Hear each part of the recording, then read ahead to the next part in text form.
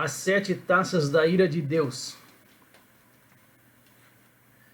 Então ouvi uma forte voz que vinha do santuário e dizia aos 7 anjos: vão derramar sobre a terra as 7 taças da ira de Deus.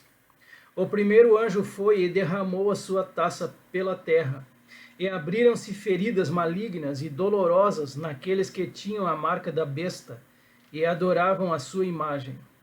O segundo anjo derramou a sua taça no mar, e este se transformou em sangue, como de um morto, e morreu toda criatura que vivia no mar.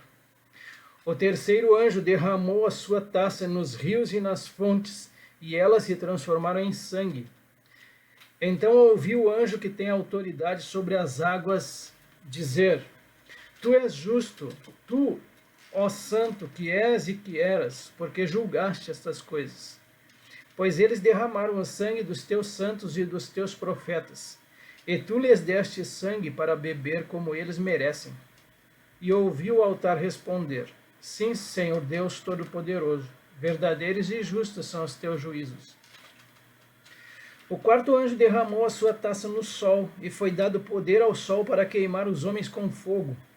Estes foram queimados pelo forte calor e amaldiçoaram o nome de Deus, que tem domínio sobre estas pragas. Contudo, recusaram arrepender-se e glorificá-lo. O quinto anjo derramou a sua taça sobre o trono da besta, cujo reino ficou em trevas. De tanta agonia, os homens mordiam a própria língua e blasfemavam contra o Deus dos céus por causa das suas dores e das suas feridas. Contudo, recusaram arrepender-se das obras que haviam praticado. O sexto anjo derramou a sua taça sobre o grande rio Eufrates, e secaram-se as suas águas, para que fosse preparado o caminho para os reis que vêm do Oriente. Então vi saírem da boca do dragão, da boca da besta e da boca do falso profeta 13 espíritos imundos semelhantes a rãs. São espíritos de demônios que realizam sinais milagrosos. Eles vão aos reis de todo o mundo, a fim de reuni-los para a batalha do grande dia do Deus Todo-Poderoso. Eis que venho como ladrão.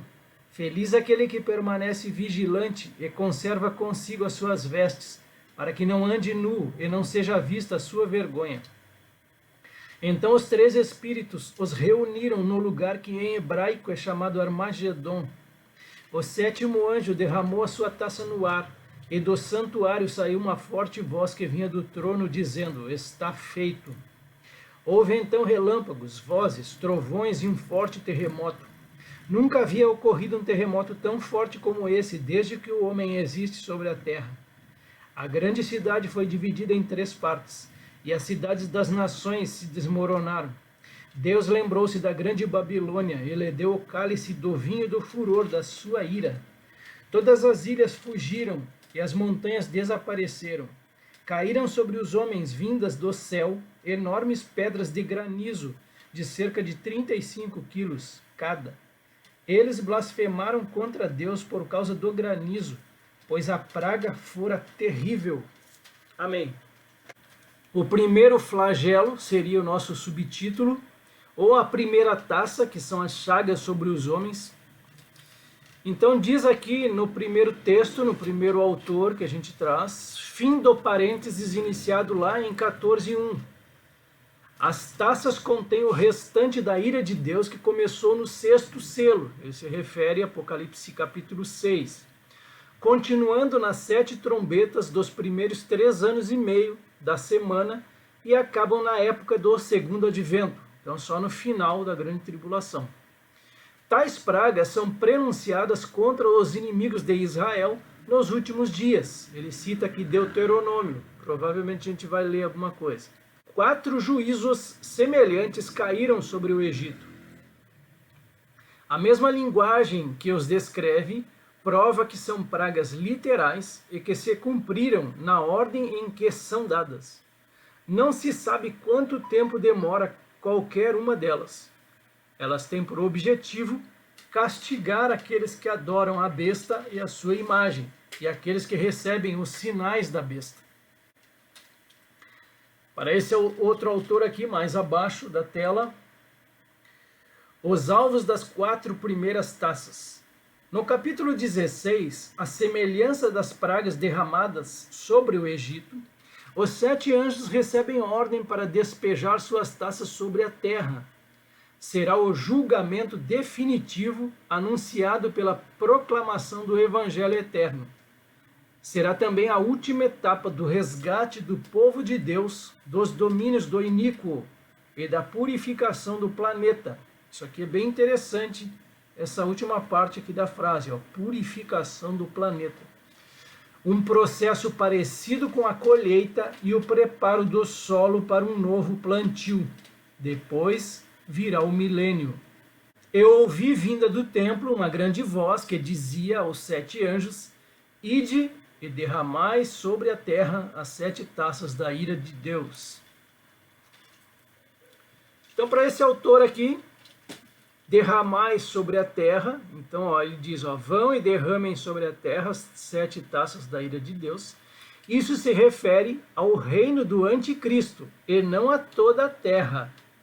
Esse reino consistirá da África do Norte, do Oriente Médio e grande parte da Europa. Deuteronômio 30, versículo 7, e o Senhor teu Deus porá todas estas maldições sobre os teus inimigos e sobre os que te odiarem, que te perseguirem. Aqui falando, né, contra os inimigos de Israel. O Salmo 79, versículo 6, é o Salmo de Asaf. O povo pede castigo contra os inimigos. Derrama o teu furor sobre os gentios que não te conhecem e sobre os reinos que não invocam o teu nome. Também contra os inimigos de Israel, Isaías 51, versículos 22 e 23. Assim diz o Senhor teu Deus, que pleiteará a causa do seu povo. Eis que eu tomo da tua mão o cálice de atordoamento, o cálice da minha ira. Jamais dele beberás. Poloei nas mãos dos que te atormentaram, que disseram à tua alma: abaixa-te para que passemos sobre ti. E tu puseste as costas como chão e como rua para os transeuntes. E lá em Sofonias, capítulo 3, aqui a indignação do Senhor, a ira de Deus. Portanto, esperai-me, diz o Senhor, no dia em que eu me levantar para o despojo, porque o meu decreto é ajuntar as nações e congregar os reinos, para sobre eles derramar a minha indignação e todo o ardor da minha ira. Então a gente chega no versículo 2, que é aí sim o primeiro flagelo, e foi o primeiro e derramou a sua taça sobre a terra, e fez-se uma chaga má e maligna nos homens, que tinham o sinal da besta e que adoravam a sua imagem. E os comentaristas o que nos trazem sobre isso: o primeiro anjo despejará sua taça sobre a terra e atingirá todas as pessoas que trouxerem em seus corpos a marca da besta. Os adoradores da besta adoecerão de umas chagas malignas e dolorosas, semelhantes a úlceras. Será o complemento da primeira trombeta, que está lá em Apocalipse 8, versículo 7. Essa primeira trombeta, só para a gente lembrar, o primeiro anjo tocou a trombeta e houve saraiva e fogo de mistura com sangue, e foram atirados à terra. Foi então queimada a terça parte da terra e das árvores e também toda a erva verde. Então ele diz que é o complemento daquilo que foi iniciado lá nessa primeira trombeta, quando somente a vegetação foi atingida. Essa chaga má e maligna nos homens prova que essas pragas serão derramadas apenas no reino da besta. Abriram-se feridas malignas para esse autor mais no centro da nossa tela aqui abaixo.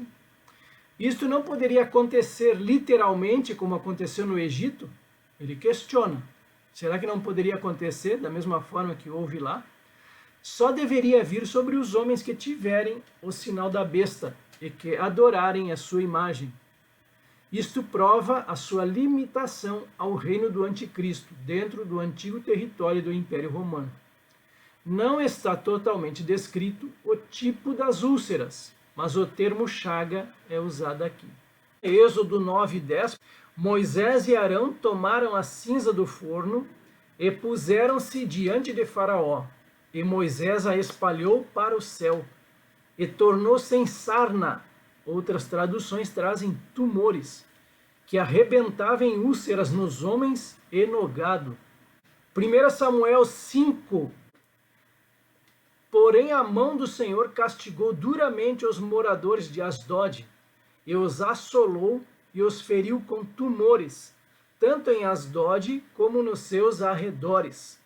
Salmo 78, versículos 49 e 50, aqui o juízo contra os egípcios também. Lançou contra eles o furor da sua ira, cólera, indignação e calamidade, legião de anjos portadores de males. Deu livre curso à sua ira, não poupou da morte a alma deles, mas entregou a vida deles à peste. Zacarias 14, 12. O juízo sobre os opressores de Jerusalém. Esta será a praga com que o Senhor castigará todos os povos que guerrearem contra Jerusalém. A carne deles apodrecerá, estando eles em pé. Os seus olhos apodrecerão nas suas órbitas, e a língua deles apodrecerá na boca. Aí o versículo 3, já estamos dentro do segundo flagelo. E o segundo anjo derramou a sua taça no mar, que se tornou em sangue como de um morto, e morreu no mar toda a alma vivente. O segundo e o terceiro anjo derramarão as suas taças sobre as águas. O primeiro, que no caso aqui já é o segundo anjo, ele vai derramar no mar, ou seja, em todas as águas que separam os continentes. Morrerão todos os seres que habitam nas águas, que se tornará em sangue. A navegação se tornará impraticável. Para esse autor aqui, ou para esses autores desta editora, eles colocam como uma catástrofe mundial, né, bem mais ampla que o reino da besta. Não podemos descartar também essa hipótese. Então aqui para esse outro autor, o mar, ele se refere ao mar Mediterrâneo. Toda alma vivente morreu no mar. Deveria ter sido traduzido criatura vivente. Portanto, todas as pessoas em navios no Mediterrâneo morrerá, juntamente com todos os peixes. Tornou-se em sangue. Isto não poderia acontecer literalmente, como aconteceu na segunda trombeta. Ele se refere a Apocalipse capítulo 8, a segunda trombeta. Diz assim: o segundo anjo tocou a trombeta, e uma como que grande montanha ardendo em chamas foi atirada ao mar, cuja terça parte se tornou em sangue, e morreu a terça parte da criação que tinha vida existente no mar, e foi destruída a terça parte das embarcações. A diferença aqui é que todos os seres viventes ali vão morrer nesse segundo flagelo aqui, ou nesse derramar da segunda taça. Então, o mar aqui talvez se refira ao Mediterrâneo, em torno do qual está localizado o reino do anticristo. Apocalipse 16, 4, aqui já entrando no terceiro flagelo. E o terceiro anjo derramou a sua taça nos rios e nas fontes das águas, e se tornaram em sangue. Anteriormente, o outro flagelo era sobre o mar, agora é sobre as fontes das águas, águas doces. O segundo e o terceiro anjo derramarão as suas taças sobre as águas, aqui ele repete. O segundo, que seria o terceiro anjo aqui, derramará sobre as águas potáveis, que feitas sangue, serão dadas a beber aos assassinos dos santos e profetas. Estas duas pragas completam os julgamentos iniciados pelos toques da segunda e da terceira trombeta. Ele também se refere lá, Apocalipse capítulo 8. A terceira trombeta fala daquela grande estrela ardendo como tocha, chamada de absinto. Vocês lembram disso? A gente estudou lá, né? A terça parte das águas se torna em absinto, e muitos dos homens morreram por causa dessas águas, porque se tornaram amargosas. Rios e nas fontes das águas fala também de todos os rios subterrâneos. Em outras palavras, toda a água por todo o reino da besta estará envenenada. se tornaram em sangue. Isso não deve ser considerado simplesmente simbólico, realmente vai acontecer. Se tornaram em sangue, isto não poderia também acontecer literalmente, como aconteceu no Egito? É uma pergunta que ele faz. Então vamos a ela, Êxodo capítulo 7. A primeira praga, as águas tornam-se em sangue. Moisés e Arão fizeram como o Senhor lhes havia ordenado. Arão, levantando o bordão, feriu as águas que estavam no rio, à vista de Faraó e seus oficiais, e toda a água do rio virou sangue. Os peixes que estavam no rio morreram, o rio cheirou mal, e os egípcios não podiam beber a água do rio. E houve sangue por toda a terra do Egito. Percebam que isso aqui foi regional, né? Somente o Egito foi atingido por essa praga. E é uma possibilidade de acontecer também futuramente, somente no reino da besta. Apocalipse 16, 5. Eu ouvi o anjo das águas que dizia: Justo és tu, ó Senhor, que és e que eras, e santo és, porque julgaste estas coisas.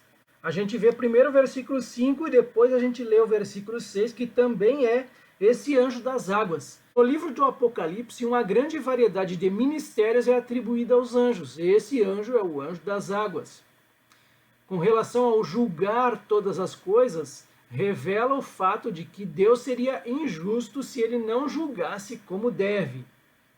Então, esses 3 versículos aqui, eles vão louvar a Deus por sua justiça nessas pragas, e a gente vê que Deus, ele é justo e que é um atributo de Deus. Vejam o que diz Romanos 2,5. Mas segundo a tua dureza e coração impenitente, acumulas contra ti mesmo ira para o dia da ira e da revelação do justo juízo de Deus. Aqui mais alguns atributos de Deus eu deixo para vocês somente na apostila, para conferir mais à frente.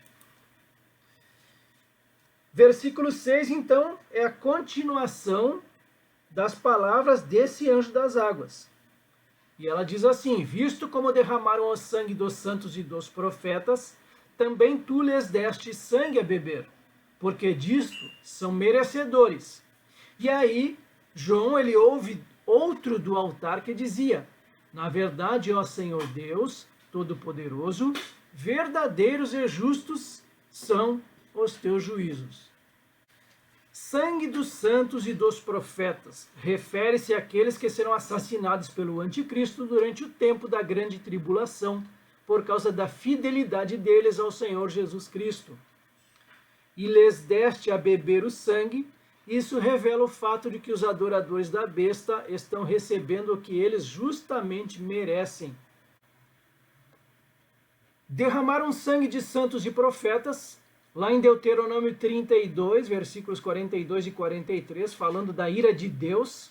Embriagarei as minhas setas de sangue, e a minha espada comerá carne. Do sangue dos mortos e dos prisioneiros, desde a cabeça haverá vinganças do inimigo. Jubilai, ó nações, o seu povo, porque ele vingará o sangue dos seus servos, e sobre os seus adversários retribuirá a vingança, e terá misericórdia da sua terra e do seu povo. Isaías 49, 26, o Salvador aqui de Israel: E sustentarei os teus opressores com a sua própria carne, e com o seu próprio sangue se embriagarão, como com mosto é vinho novo, e toda a carne saberá que eu sou o Senhor, o teu Salvador e o teu Redentor, o forte de Jacó. Algumas traduções trazem o poderoso de Jacó. Mateus 23, 29 ao 31.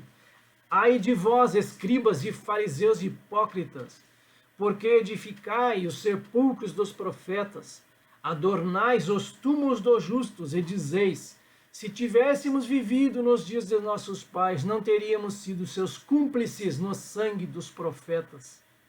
Assim, contra vós mesmos testificais que sois filhos dos que mataram os profetas. E a gente pega a parábola dos lavradores maus, registrado por Marcos, capítulo 12, do 2 ao 5. No tempo da colheita, enviou um servo aos lavradores para que recebesse deles dos frutos da vinha. Eles, porém, o agarraram, espancaram e o despacharam vazio. De novo, lhes enviou outro servo, e eles os esbordoaram na cabeça e o insultaram. Ainda outros lhes mandou, e a este mataram. Muitos outros lhes enviou, dos quais espancaram uns e mataram outros. Ainda sobre o mesmo tema, derramar sangue de santos e profetas, Lucas 11, do 49 ao 51, por isso também disse a sabedoria de Deus, enviar-lhe-eis profetas e apóstolos, e a alguns deles matarão, e a outros perseguirão, para que desta geração se peça contas do sangue dos profetas, derramado desde a fundação do mundo, desde o sangue de Abel até ao de Zacarias, que foi assassinado entre o altar e a casa de Deus. Sim, eu vos afirmo, contas serão pedidas a esta geração. Apocalipse 18, 24. A ruína da Babilônia é completa e definitiva. Lembrando, mais uma vez, que nós vamos falar muito sobre ela, sobre essa Babilônia, que ela é uma cidade, mas também é um sistema religioso pagão, idólatra. E na Babilônia se achou sangue de profetas, de santos e de todos os que foram mortos sobre a terra.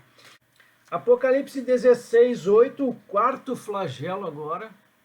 E o quarto anjo derramou a sua taça sobre o sol, e foi-lhe permitido que abrasasse os homens com fogo.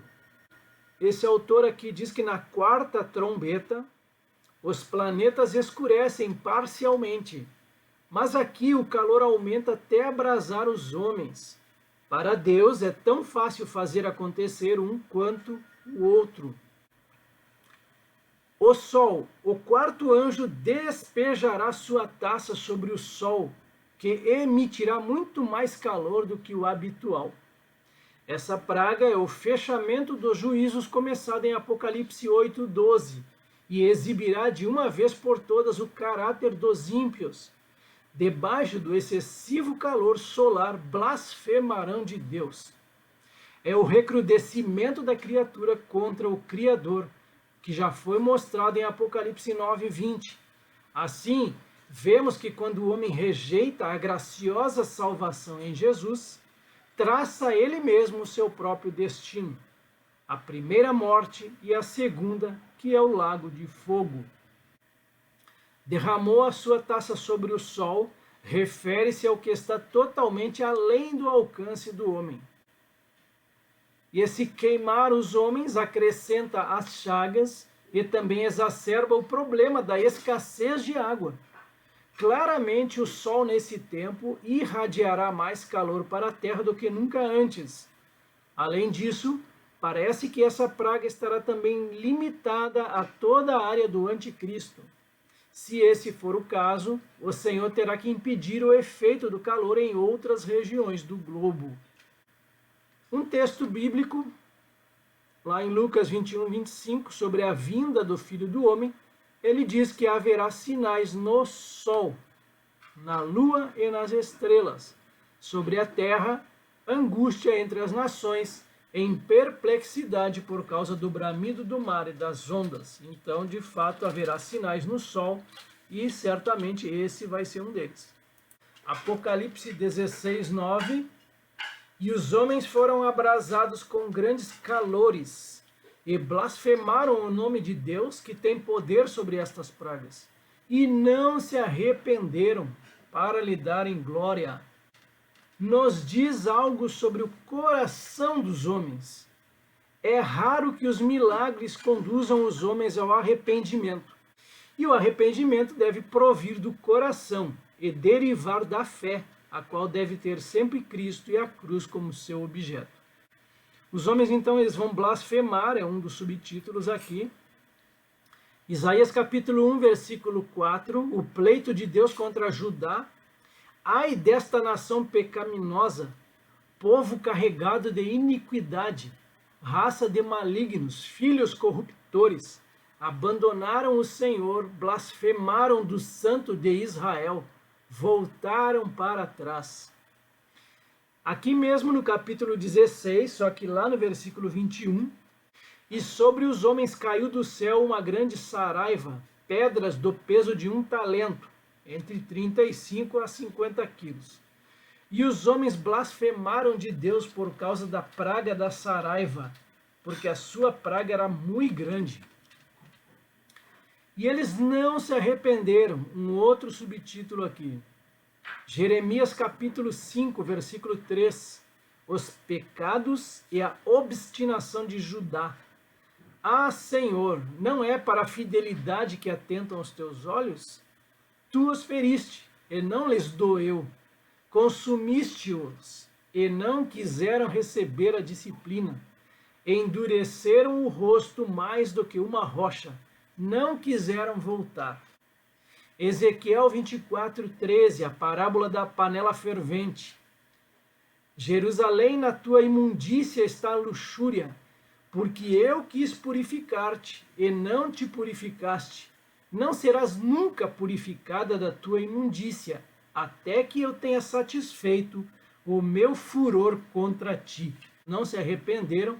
Amós capítulo 4, versículo 9. Israel não se converteu.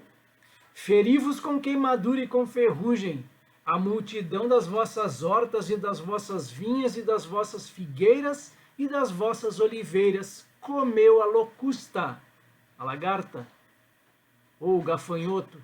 Contudo, não vos convertestes a mim, diz o Senhor. Apocalipse 2, 21. Jezabel, o Senhor deu tempo para que se arrependesse da sua fornicação e não se arrependeu.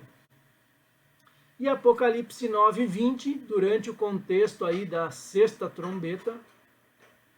E os outros homens que não foram mortos por essas pragas não se arrependeram das obras de suas mãos, para não adorarem os demônios e os ídolos de ouro e de prata e de bronze e de pedra e de madeira, que nem podem ver, nem ouvir e nem andar.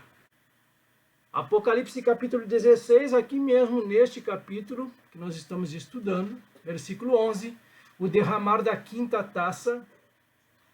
E por causa das suas dores e por causa das suas chagas, blasfemaram do Deus do céu e não se arrependeram das suas obras.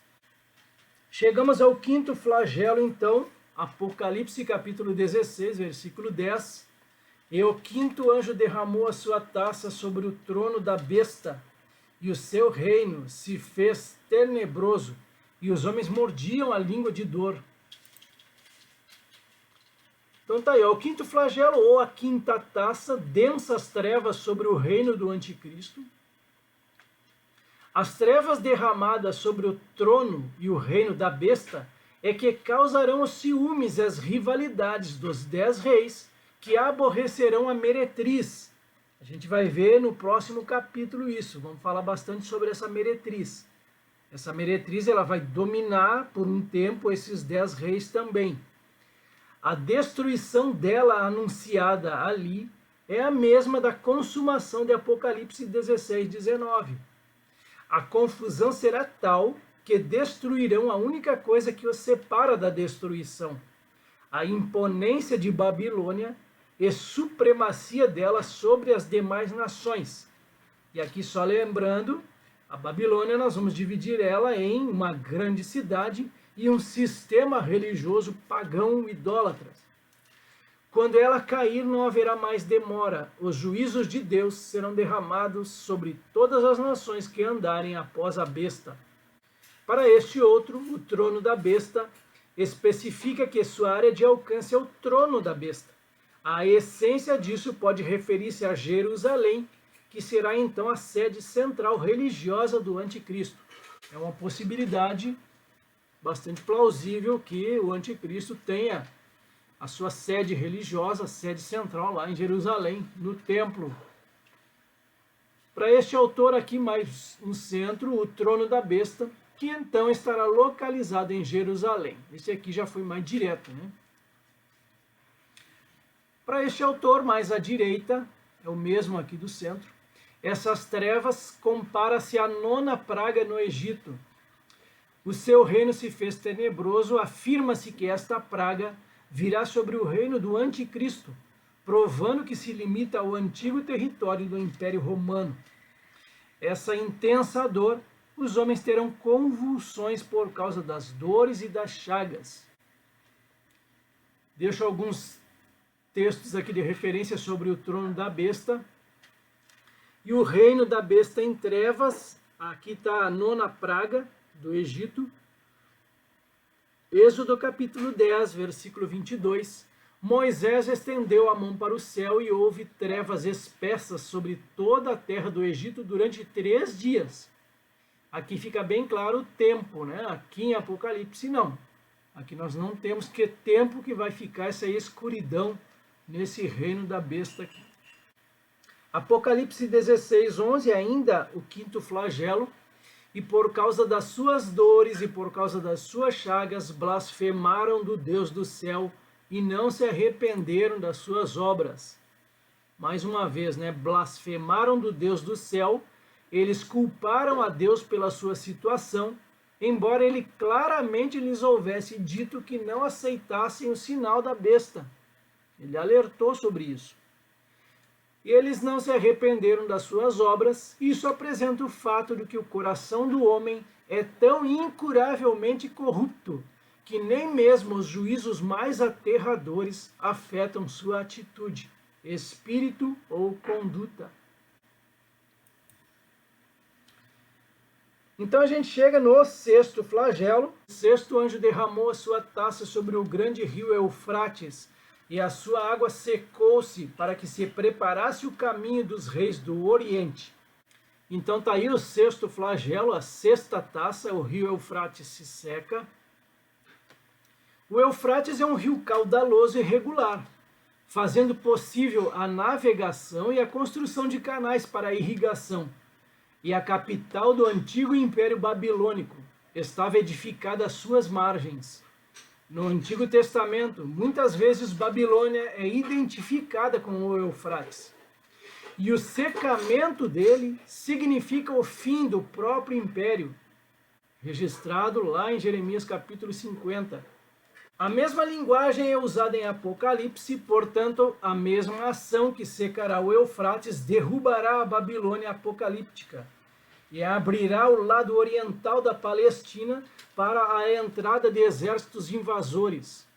Apocalipse 16, do 13 e o 14, parece indicar que Deus induzirá a besta a destruir a própria cidade domicílio, a fim de que, com este evento, engane as nações e convença-as a reunirem todos os esforços para destruir os destruidores de Babilônia, pois os reis que aborrecerão a meretriz são os confederados da besta e o próprio reino dela. A soberba dela será tal que não perceberá que tanto ela quanto os seus aliados estarão sendo conduzidos para o lagar da ira de Deus. Então essa Babilônia ela vai ser destruída pelo próprio anticristo e seus confederados, aquelas 10 nações ali. Mais um autor aqui, para que fosse preparado o caminho dos reis do Oriente. De fato, diz no grego, os reis do sol nascente. Sem dúvida, isso incluirá os exércitos da China e do Japão, além de outros que se juntarão ao anticristo na batalha do Armagedon. As águas do rio secaram, então, o que a gente traz de versículos bíblicos? Aqui é a abertura do Mar Vermelho, Êxodo 14, 21. Então Moisés estendeu a mão sobre o mar e o Senhor, por um forte vento leste, que soprou toda aquela noite, fez com que o mar se retirasse, tornando-se terra seca, e as águas foram divididas. A gente vê também a passagem do Jordão, lá em Josué, capítulo 3, versículo 16.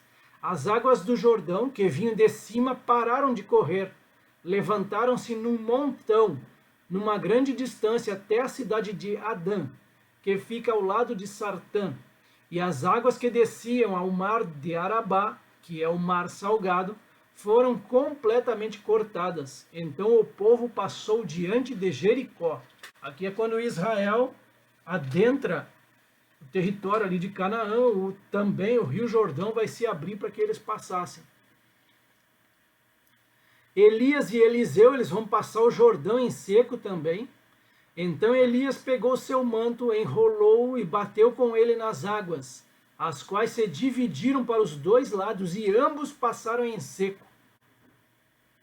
Eu fecho aqui Isaías 11:15, uma profecia mais para o milênio.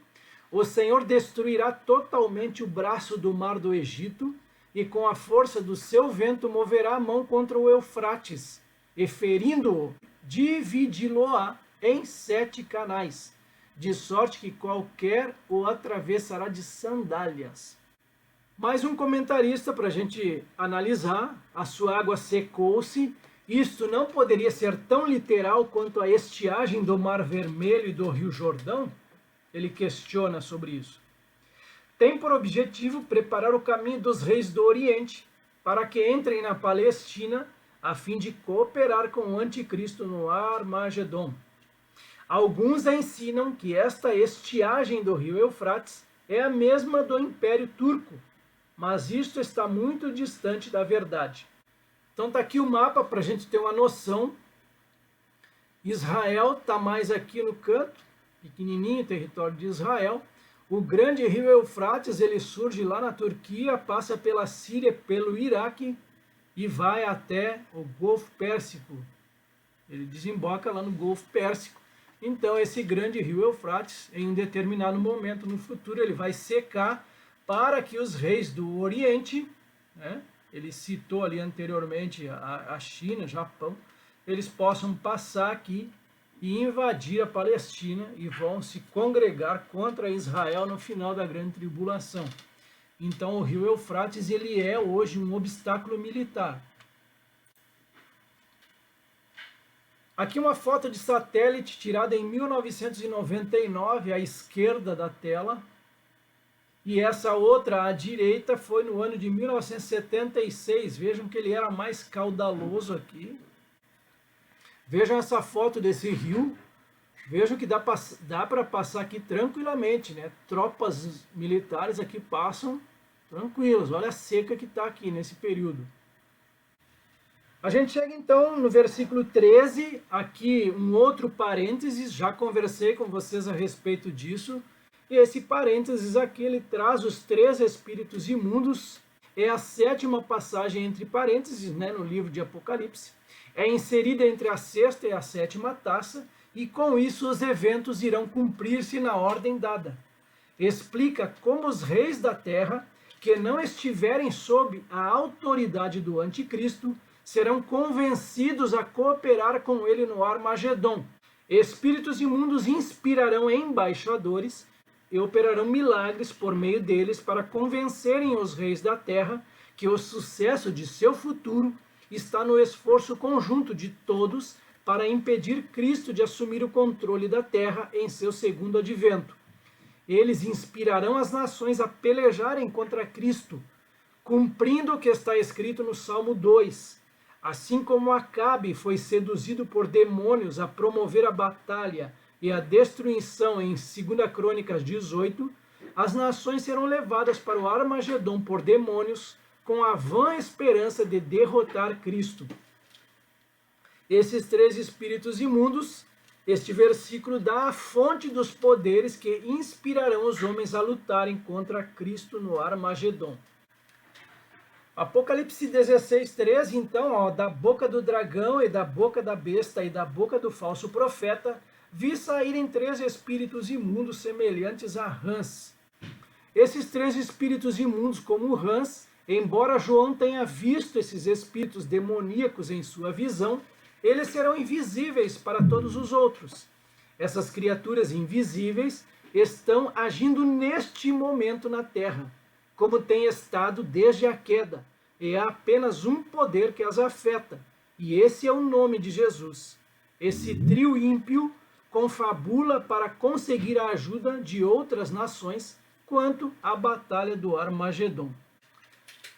Então esses espíritos imundos, Apocalipse 16, versículo 14, é logo o versículo seguinte aí, esses são espíritos de demônios, operadores de sinais, e se dirigem aos reis do mundo inteiro, com o fim de ajuntá-los para a peleja do grande dia do Deus Todo-Poderoso.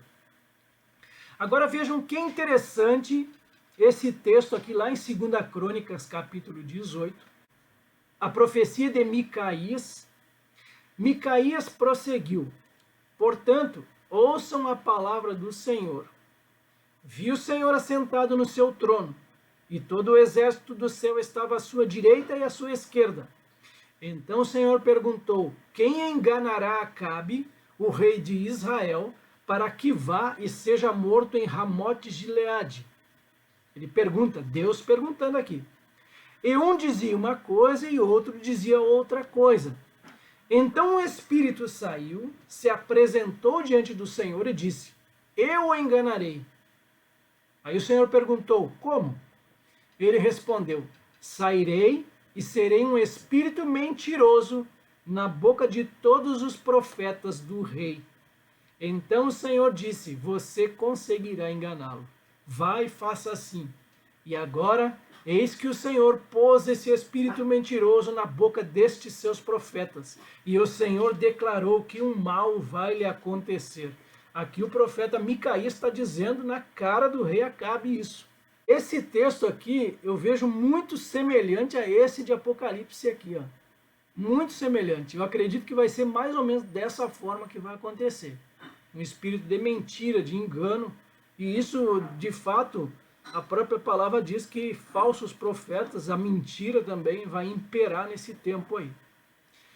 O caráter do homem da iniquidade, lá em 2 Tessalonicenses, capítulo 2, 9 e 10. Ora, o aparecimento do iníquo é segundo a eficácia de Satanás, com todo o poder e sinais e prodígios da mentira, e com todo o engano de injustiça aos que perecem, porque não acolheram o amor da verdade para serem salvos. 1 Timóteo 4:1, falando da apostasia nos últimos tempos. Ora, o Espírito afirma expressamente que nos últimos tempos alguns apostatarão da fé por obedecerem a espíritos enganadores e a ensino de demônios.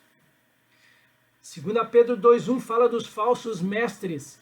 Assim como no meio do povo surgiram falsos profetas, assim também haverá entre vós falsos mestres, os quais introduzirão dissimuladamente heresias destruidoras, até o ponto de renegarem o soberano Senhor que os resgatou, trazendo sobre si mesmos repentina destruição. Ainda sobre os espíritos imundos, 1 João 4, versículo 1 ao 3, falsos profetas. Amados, não deis créditos a qualquer espírito, antes provai os espíritos se procedem de Deus, porque muitos falsos profetas têm saído pelo mundo afora. Nisto reconheceis o Espírito de Deus. Todo espírito que confessa que Jesus Cristo veio em carne é de Deus, e todo espírito que não confessa a Jesus não procede de Deus. Pelo contrário, este é o espírito do anticristo, a respeito do qual tendes ouvido que vem e presentemente já está no mundo. Então, o versículo 14 diz: porque são espíritos de demônios que fazem prodígios, os quais vão ao encontro dos reis de todo o mundo, para os congregar para a batalha naquele grande dia do Deus Todo-Poderoso. Ele está se referindo aqui à batalha do Armagedon. Esse comentarista aqui, ele fala desses espíritos de demônios, refere-se ao grande número de espíritos demoníacos que operam juntamente com os 3 espíritos imundos. Fazem sinais que serão provavelmente feitos por meio do falso profeta e outros. Revela o fato de que nem todos os milagres são necessariamente de Deus. Eu concordo mais com esse autor aqui. Ele fala dos falsos profetas. Acredito que muito vai ser isso também. Eles vão enviar falsos profetas pelo mundo. O outro ali ele coloca como embaixadores. Também não descartamos essa possibilidade. Esses espíritos de demônios, eu acredito que até no Brasil esses espíritos de demônios estão agindo aí, principalmente neste ano, nos últimos dias, nos últimos meses. Deuteronômio 13, versículo 1 ao 3, contra os falsos profetas. Quando o profeta ou sonhador se levantar no meio de ti e te anunciar um sinal ou prodígio, e suceder o tal sinal ou prodígio de que te houver falado e disser: vamos após outros deuses que não conheceste e sirvamos, não ouvirá as palavras desse profeta ou sonhador, porquanto o Senhor vosso Deus vos prova, para saber se amais o Senhor vosso Deus de todo o vosso coração e de toda a vossa alma. As profecias dos falsos profetas de Israel, registrado lá em 1 Reis 22:6.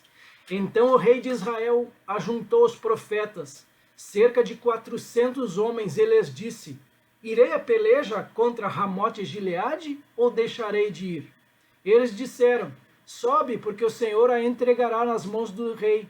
Esse é o mesmo contexto aqui de Acabe. Então eles estão dizendo aqui, sobe, porque o Senhor a entregará nas mãos do rei. Na verdade é mentira, o rei Acabe iria morrer aqui nesse episódio. Novo Testamento, Mateus 24:24, os falsos cristos e os falsos profetas, porque surgirão falsos cristos e falsos profetas e farão tão grandes sinais e prodígios que, se possível fora, enganariam até os escolhidos. João 8:44, vós tendes por pai ao diabo e quereis satisfazer os desejos de vosso pai. Ele foi homicida desde o princípio e não se firmou na verdade, porque não há verdade nele. Quando ele profere mentira, fala do que lhe é próprio, porque é mentiroso e pai da mentira. Os falsos apóstolos, quando Paulo escreve aos Coríntios, 2 Coríntios 11:13, porque tais falsos apóstolos são obreiros fraudulentos, transfigurando-se em apóstolos de Cristo. E não é maravilha, porque o próprio Satanás se transfigura em anjo de luz. Não é muito, pois, que os seus ministros se transfigurem em ministros da justiça, o fim dos quais será conforme as suas obras. Então vai ser um período de muita enganação ali, durante a grande tribulação, principalmente nos 3 anos e meio finais ali. A besta que emerge da terra, que é o falso profeta, Apocalipse 13 e 14, e faz grandes sinais, de maneira que até fogo faz descer do céu à terra, à vista dos homens, e engana os que habitam na terra com sinais que lhe foi permitido que fizesse, em presença da besta, dizendo aos que habitam na terra que fizessem uma imagem à besta, que recebera a ferida da espada e vivia. Esse comentarista aqui, ele diz que vão ao encontro dos reis da terra e de todo o mundo, como é óbvio aqui, há nações que o anticristo não controla, cuja ajuda ele procurará. Porém, embora ele pense que tudo isso é plano seu, o Deus Todo-Poderoso está de fato orquestrando todos os acontecimentos. O anticristo pensará que destruirá Israel, mas na realidade Deus o destruirá. Aleluia. Salmo 2, versículo 2 e 3, a conspiração dos reis da terra contra Deus. Os reis da terra se levantam e as autoridades conspiram contra o Senhor e contra o seu ungido, dizendo: vamos romper os seus laços e sacudir de nós as suas algemas. E aqui já falando sobre as tropas que serão congregadas de Gog, Ezequiel 38:9, então subirás, virás como tempestade, far-te-ás como nuvem que cobre a terra, tu e todas as tuas tropas, e muitos povos contigo. E Mateus 24:11, aqui os falsos profetas escatológicos, que a gente vinha comentando. Muitos falsos profetas se levantarão e enganarão a muitos. Então a batalha do grande dia do Deus Todo-Poderoso, tem algumas referências, não vou ler todas. Aqui mesmo, no capítulo 16 de Apocalipse, no versículo 16, a gente vai deixar para terça-feira ver essa parte final. Os exércitos do anticristo congregados no Armagedon. E os congregaram no lugar que em hebreu se chama Armagedon. E 2 spoilers em Apocalipse, capítulo 17 e 14, também sobre a batalha do Armagedon. Estes combaterão contra o Cordeiro, e o Cordeiro os vencerá, porque é o Senhor dos senhores e o Rei dos reis. Vencerão os que estão com ele, chamados e eleitos e fiéis.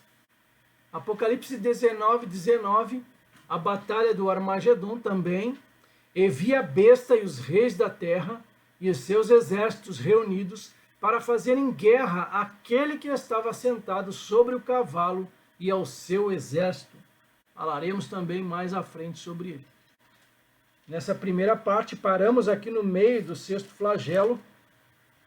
A gente vai terminar ele na próxima terça-feira, esses 2 últimos versículos, e partimos para o último, sétimo flagelo. No meu entendimento, o primeiro flagelo é sobre a terra como um todo. Eu não consigo ver, porque ali ele fala sobre a terra, né? Será derramado sobre a terra. Ao contrário do quinto, por exemplo, que fala exatamente ali ao território do anticristo, que fala o trono da besta. Então, o primeiro até o quarto, eu imagino que seja sobre o território mundial, não é, penso eu, que não seja só naquele reino ali do anticristo, que vai ser mais concentrado naquela região ali do antigo reino romano, né? Então, ele vai ser para todos os povos e nações, realmente, no meu entender. Já o quinto e o sexto, sim, ele delimita ali a área trono da besta, que aí sim seria o reino mais concentrado dele. Embora ele tenha alcance mundial, ele vai ser concentrado ali.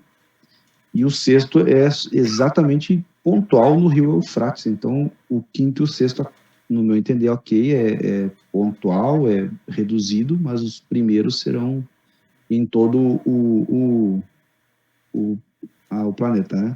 Como nos estudos anteriores a gente já falava que mesmo que o anticristo esteja concentrado, o seu poder seja mais forte naquela região ali, e aí entra força de exército, força de influência, né, de domínio, de dominação sobre aqueles povos ali, ele vai ter influência no mundo inteiro. Penso eu, né, que vai ter cidadão brasileiro, americano, querendo viajar para esse lugar para se juntar a eles, ou mesmo importando deles alguma própria marca para serem marcados aqui no Brasil. E com isso, com essa marca, eu já penso em como vai ser importante não se marcar, né? Como vai ser importante para aqueles que estiverem aqui, tomara Deus que nos leve antes, mas para aqueles que estiverem aqui, como vai ser importante visualizar, reconhecer a marca, que pode ser qualquer coisa, a gente não tem ainda vai ser um chip, tem essa discussão ainda, né, as teorias, mas saber, nesse momento, reconhecer a marca e não colocar a marca, porque os flagelos, desde o primeiro, eles vêm queimando a marca, vêm para cima de quem está marcado, com as chagas, com dores. Imagina de tanta dor que o sujeito vai morder a própria língua, imagina o desespero da pessoa para se livrar disso, e não vai ter mais livramento a partir daí, né? Deus foi, até esse ponto, foi dando chance, foi avisando de todas as maneiras, com sinais nos céus, com anjos, e aquele que não viu, não quis seguir, não quis acreditar, deixou-se marcar, porque ele vai se deixar marcar, né? Ele vai sofrer e não vai ter mais. Aí, nesse momento, eu não vejo mais salvação. Vai ser realmente o fim o fim não, né? O fim eterno para essa pessoa, mas um mau fim eterno, né? E é isso. Eu acho que a importância de estar estudando, porque se a gente tiver nesse momento aqui na Terra, saber identificar esses sinais, identificar quem é o anticristo, quem são as bestas, né? O falso profeta, e não se deixar levar por esse canto das sereias aí, né? Não se deixar influenciar.